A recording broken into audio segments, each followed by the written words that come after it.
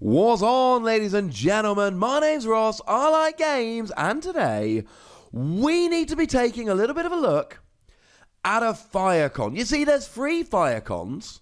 We've looked at 2 of them. We've not looked at the 3rd. That's not good. Let's look at the 3rd. And I like this like I like the other 2. It is Sergeant Sparkstalker, and there is a lot to like here. Now, once again, we have an 8-cost character, and once again, we don't quite have the stat line 4-12-2. We fall a little bit short of what we would ideally like. Now, the attack of 4, good. The defense of 2, good. Health of 10, not good. And the problem with having high defense or high-ish defense, low health, is that if your opponent's using stuff like Pierce or going cheeky damage with stuff like Bolt of Lightning, they can just bypass your defense and go straight for the health. That's not good. The good news is I did show you a card that can boost your health. It's Energy Pack. Yay! The bad news is that Energy Pack only boosts the health of characters with 11 stars or more. And this doesn't. It's an 8 cost. Okay, not off to a great start. So the stats aren't amazing, but the skills might be. And straight off the bat, I'm going to tell you for this what I told you for the other 2 Firecons. We are going full bore orange. That's what we're playing with. We're going orange. We want orange. We like orange.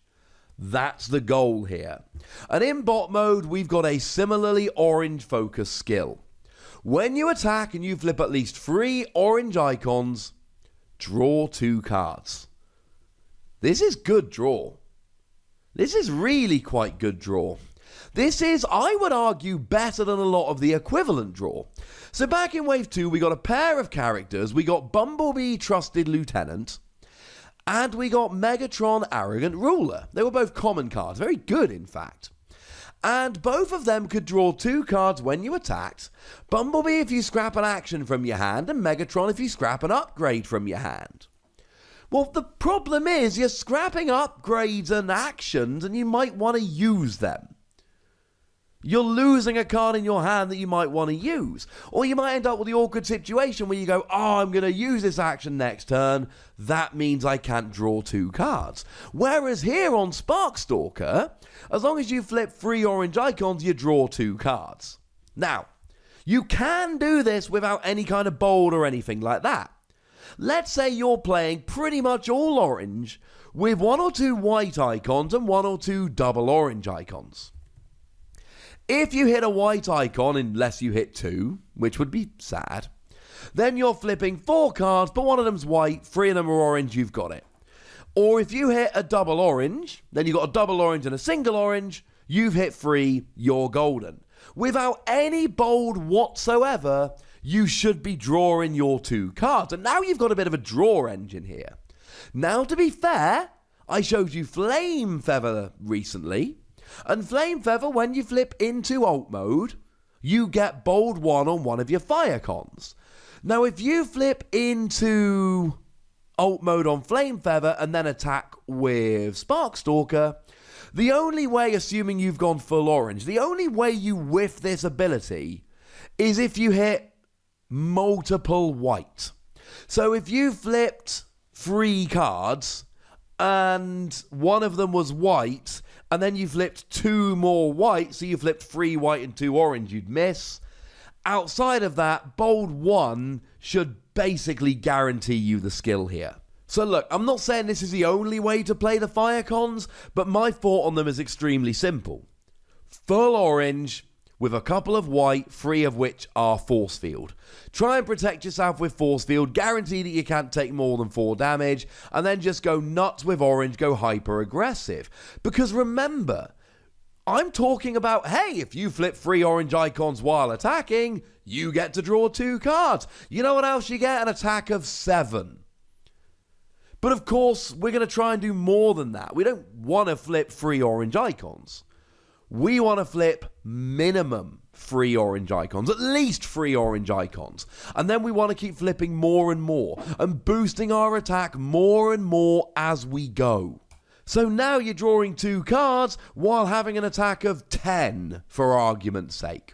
So I'm thinking bold here, and the great news is you are a melee character, which means you can use Power Sword, upside bold free, downside blue icon.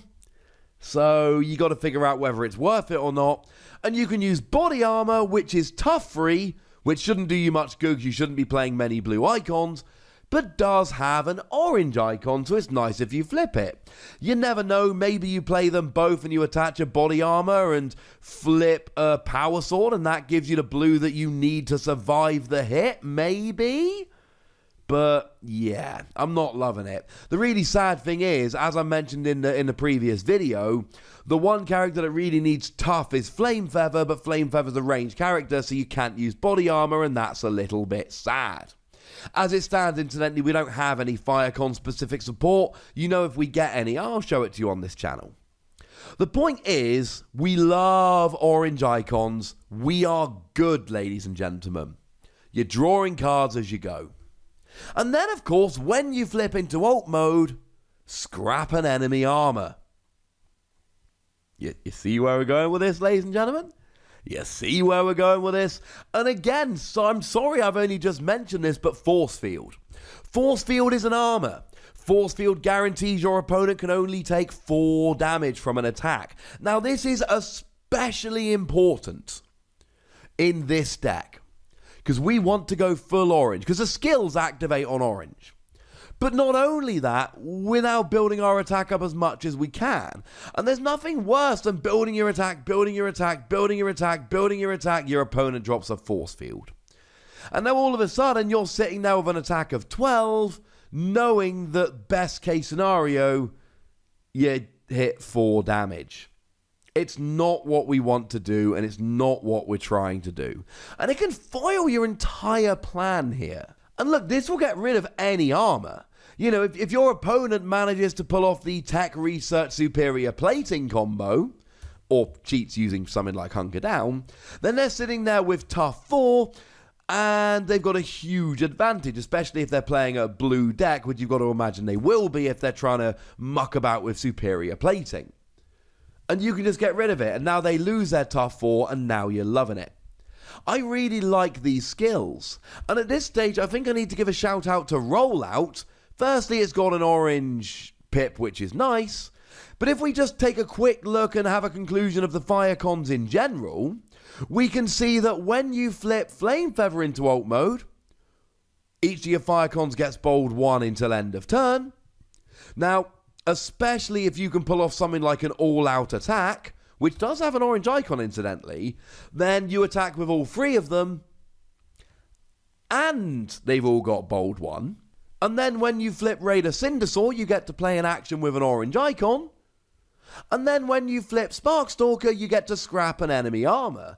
So playing a rollout is scrapping an armor, playing an extra action, and giving all of your characters bold 1. That is a huge advantage you get.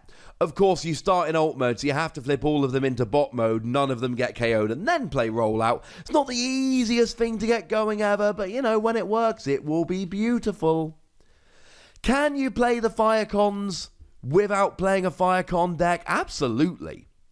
Sergeant Sparkstalker, that is the focus of this video. I did consider trying to put all 3 in one video, but it would have been about 25 minutes long, and I wanted to do all of them separately. Let me know in the comment section if you've got any strong thoughts and thinking I should have done it all as one big long video. But the fact of the matter is, Sparkstalker here does not need to go in a Firecon deck. When we're looking at Flame Feather, alt mode really is for your Firecons.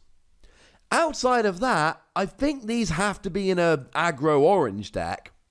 I don't think they need to be in a Firecon deck. If you're playing aggro orange, this still lets you scrap an armor when you flip into alt mode. It still is a great draw engine, which is pretty much guaranteed to go off in an all orange deck. Sergeant Sparkstalker will work beautifully outside of a Firecon deck. Incidentally, I know it's not the focus of this video, but so will Cindersaw. Extra action in alt mode, doing 2 damage if you hit 4 orange in bot mode.